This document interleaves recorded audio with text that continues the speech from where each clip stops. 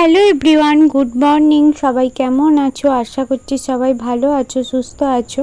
তো আমরাও ভালো আছি। তো আমি শুভ্রা, আমার নতুন একটি ব্লগে তোমাদের অনেক ওয়েলকাম। তো দেখো, সকালে আগে এদিকে জলখাবার বানাচ্ছি। তো এখানে বেসন দিয়ে কুমড়ো ভাজবো। তো ওই জন্য দেখো বেসনটাও আমি গুলে নিয়েছি, আর এদিকে পাতলা করে কুমড়োও কেটে নিয়েছি। তো তেলটাও গরম বসিয়ে তারপর এগুলোকে বেসনে মাখিয়ে কুমড়োগুলোকে দিয়ে দিয়েছি ভাজতে। তো এটা এখন ভালো করে এবার লাল লাল করে ভেজে নেব। তো এদিকে আমি ভাতও বসিয়ে দিয়েছি। তো দেখো এগুলো ভাজা হয়ে গেছে। তো বাকি কুমড়ো দিয়ে বেসনটাও ভাজতে দিয়ে দিয়েছি, মানে বেগুনিগুলো ভাজতে দিয়ে দিয়েছি। তো আমার ভাজা সব হয়ে গেছে। তো তারপরে দেখো এখানে শাকটা সেদ্ধ বসিয়ে দিয়েছি। তো কলমি শাক সেদ্ধ বসিয়েছি, কলমি শাক ভাজা করব। তো তারপরে শাকটা ওদিকে সেদ্ধ হচ্ছে, আর এদিকে আমি মুড়িটাও খেয়ে নিলাম। তো মুড়ি আর বেগুনি ভাজা খেয়ে নিলাম। তো তারপরে দেখো আজকে একটু পায়েস বানাবো। তো এখন চালটাকে, মানে গোবিন্দভোগ চালটাকে একটু ঘি দিয়ে আমি এখন ভেজে নিচ্ছি। তো আমার চালটাও ভাজা হয়ে গেছে। তো তারপরে দেখো ওতে আমি দুধটাও দিয়ে দিয়েছি। তো এই আমাদের দুধ নেয়, তো দুধটা 2-3 দিনে অনেক রয়ে গেছিলো, তো ফ্রিজেতেই ছিল। তো ওই দুধটা দিয়েই বানিয়ে নিলাম পায়েসটা। তো তারপরে ওতে একটু কাজুও দিয়ে দিলাম। কাজুগুলোকে আমি ছোটো ছোটো করে কুচো করে দিয়েছি, কারণ এতে গোটা গোটা কাজুর থেকে কুচো কাজুগুলো মানে বেশি খেতে ভালো লাগে। তো তারপরে ওইদিকে পায়েসটাও হচ্ছে, আর এদিকে দেখো আমি এখন পেঁয়াজটা ভেজে নিচ্ছি। তো আগে পেঁয়াজটা ভেজে নিলাম। তো তারপরে শাকটাও দিয়ে দেবো। তো পেঁয়াজ ফোড়ন দিয়ে শাক ভাজবো, তো সেই জন্য পেঁয়াজটা আগে ভেজে নিয়েছি। আর এদিকে শাকটাও সিদ্ধ হয়ে গেছে। তো চলো শাকটা এখন ভালো করে ভেজে নিই।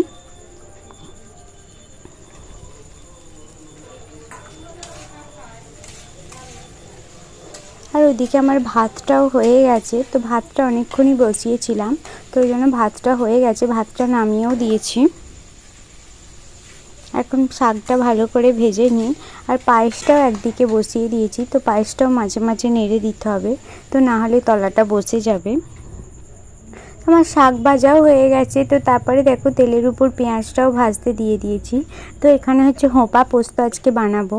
তো হোঁপাটা আগেই কেটে নিয়ে তো ওটা সিদ্ধ করে নিয়েছি।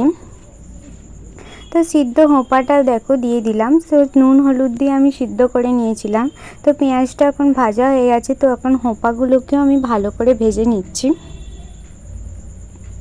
তো হোঁপাটা ভালো করে ভাজা হয়ে গেলে তো তারপরে পোস্ত বাটাটা দিয়ে দেব।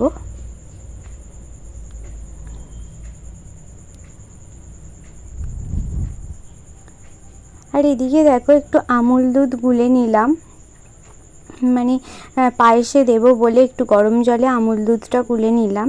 তো এবার পায়েসে ওটা দিয়ে দেব। তো এমনি দুধ দিয়েছিলাম, লিকুইড দুধ 1 লিটার দিয়েছিলাম। তো এখন একটু পাউডার দুধও দিয়ে দিলাম। তো তাহলে পায়েসটা খেতে খুব টেস্ট হয়, তো ওই জন্যই দিয়ে দিলাম। তো দেখো আমার পায়েসটা সিদ্ধ প্রায় হয়েই গেছে। তো এদিকে পোস্তটাও ভালো করে, মানে হোঁপাগুলো ভেজে নিচ্ছি। তো হোঁপাগুলো ভালো করে ভাজা হয়ে গেলে তো তারপরে পোস্ত বাটাটাও দিয়ে দেব, দিয়ে কিছুক্ষণ নাড়াচাড়া করে নামিয়ে নেব। তো তারপরে দেখো পোস্ত বাটাটাও দিয়ে দিয়েছি, আর আমি এখানে একটু লঙ্কা গুঁড়োও দিয়েছি, কারণ এই পোস্তটা একটু ঝাল ঝাল হলেই খেতে ভালো লাগে। তো এখন পোস্তটা ভালো করে ভেজে নিয়ে তো তা নামিয়ে নেব। আর এটা একটু শুকনো শুকনোই হয় এই পোস্তটা। তো তোমরা বানিয়ে দেখতে পারো। তো তারপরে দেখো আমার পায়েসটাও হয়ে গেছে, সিদ্ধ হয়ে গেছে। আর আমি কিশমিশগুলোও দিয়ে দিয়েছি, মানে নামানোর সময়ই কিশমিশগুলো দিয়েছি। তো মানে যখন দুধটা ফোটে তখন কিশমিশগুলো দিলে দুধটা সেই মানে কেটে যায়, তো ওই জন্য দিইনি, লাস্টে নামানোর আগে দিয়ে দিয়েছি। তো এদিকে ডালটাও বানিয়ে নিয়েছি। তো তারপরে দেখো মানে ডাল বাটা আর গাঁদাল পাতা মানে পেস্ট করেছি, তো ওটার বড়া ভাজবো। তো তেলটাও গরম বসিয়ে দিয়েছি, তো বড়াও ভাজা হয়ে গেছে। আর এদিকে আমার রান্নাও হয়ে গেছে, ডাল, শাক ভাজা আর বড়া ভাজা আর মানে হোঁপা পোস্ত করেছি, আর কিছুই বানাইনি। আর আলু ভাতে দিয়েছি, তো ওটা খাবার সময় মেখে নেব। আর এদিকে দেখো ছেলের জন্য খিচুড়িও বানিয়ে নিয়েছি একটু কুকারে। তো এতে হচ্ছে গাজর, তারপরে হচ্ছে কুমড়ো, বিনস এগুলো দিয়েই বানিয়েছি, আলু পেঁপে দিয়ে ছেলেটার জন্য একটু খিচুড়ি বানিয়ে নিয়েছি। তো তারপর আমার গ্যাসও মোছা হয়ে গেছে। তো এবার স্নান করবো, ছেলেকেও স্নান করিয়ে দেবো। তো তারপরে দেখো দুজনেরই স্নান হয়ে গেছে। তো ছেলেকে আগে খাইয়ে দিচ্ছি, তো ওকে আজকে দুপুরে খিচুড়ি খাওয়াবো। তো ওকে আগে খাইয়ে দিই, তো তারপরে আমরাও ভাত খাবো।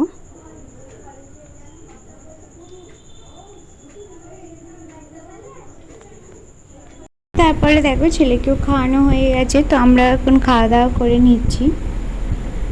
তো খেয়ে নিই, তো তারপরে হচ্ছে ছেলেকেও মানে ঘুম পাড়াতে হবে। তো এদিকে দেখো পায়েসও নিয়েছি একটু করে। তো চলো খাওয়া দাওয়া করে নিই, তো তারপর ছেলেকেও ঘুম পাড়াবো, কারণ ওর ঘুম এসে গেছে। তো তারপর দেখো সন্ধ্যের দিকে ছেলেকে আগে ঘুম থেকে তুলিয়ে তো ওকে দুধ বিস্কুট খাইয়ে দিয়েছি। তো তারপরে হচ্ছে আমরাও চা মুড়ি খেয়ে নিচ্ছি, চা মুড়ি, তারপরে হচ্ছে টোস্ট, আর এদিকে ছিল হচ্ছে চপ। তো খেয়ে নিলাম টিভি দেখতে দেখতে। তো আমাদের বাড়িতে সন্ধ্যেবেলা সবাই চা মুড়ি খায়। তো তারপরে দেখো রাতে হচ্ছে খাবার বানাচ্ছি। তো রাতেও এখন হচ্ছে আটাটা মেখেও নিয়েছি। আজকে প্রথমে ভাবলাম রুটি বানাবো, তো আটাই মেখেছিলাম। তো তারপরে পরোটা বানিয়ে নিয়েছি। তো পরোটাগুলো আগে বানিয়ে নিই, তো তারপর তরকারিটা বানাবো। তো পরোটাগুলোকে আমি সেঁকে ভালো করে মানে তেল দিয়ে ছড়িয়ে ছড়িয়ে ভেজে নিয়েছি। তো এখন পরোটা ভাজাও হয়ে গেছে। আর এদিকে দেখো পনিরগুলোকে আমি ছোট ছোট টুকরো করে নিয়েছি, আর পনিরগুলো ভাজতেও দিয়ে দিয়েছি। তো এর আগের ব্লগে তোমরা দেখেছো যে আমি চানা পনির করেছিলাম। তো ওই পনিরই একটু ছিল অল্প, তো ওটা দিয়ে আজকে ঘুগনি বানাবো। তো যেহেতু ঘুগনি বানাচ্ছি, তো পনিরটা কি হবে ওইটুকু অল্পই আছে, তো ওই জন্য দিয়ে দিলাম। তো ওই জন্য ভালো করে ভেজে নিয়েছি দেখো। তো এটা উঠিয়ে নেব। আর ওইদিকে মটরটা আর আলুটা আমি আগেই সিদ্ধ করে নিয়েছি নুন আর হলুদ দিয়ে। তো এদিকে একটু এলাচ ফোড়ন দিয়ে তো এখন মশলাটাও দিয়ে দিলাম, আদা জিরে, তারপরে নুন হলুদ এসবই দিয়েছি। তো এটাকে একটু হালকা করে ভেজে নিয়ে তো এবার ওই সিদ্ধ করে রাখা মটরটা আর আলুটা দিয়ে দেব। তো আমি এখানে ঘুগনিতে কোনো পেঁয়াজ রসুন দিইনি, কারণ আজকে আমি মানে আদা আর জিরে দিয়েই বানিয়েছি। তো তারপরে দেখো আমার মানে ঘুগনিটা ফুটেও গেছে। তো ওতে দিয়ে দিলাম পনির ভাজাগুলো। তো এবার কিছুক্ষণ সেদ্ধ করে নেওয়ার পর এটাকে নামিয়ে নেব। তো দেখো আমার পনির দিয়ে ঘুগনিটাও বানানো হয়ে গেছে, আর ওদিকে পরোটাও বানানো হয়ে গেছে। তো ছেলেকে আগে রাতের খাবার খাইয়ে দিয়ে তো তারপর আমরাও খাওয়া দাওয়া করে নিচ্ছি এখানে। তো চলো ব্লগটা কেমন লাগলো সবাই কমেন্ট করে জানিও। আর ব্লগটা আমি এখানেই শেষ করছি, দেখা হবে নেক্সট ব্লগে। আর ব্লগটা যদি ভালো লাগে তো একটা লাইক করো, আর দেখা হবে নেক্সট ব্লগে। তো সবাই সুস্থ থেকো, ভালো থেকো। তো সবাইকে গুড নাইট, টাটা।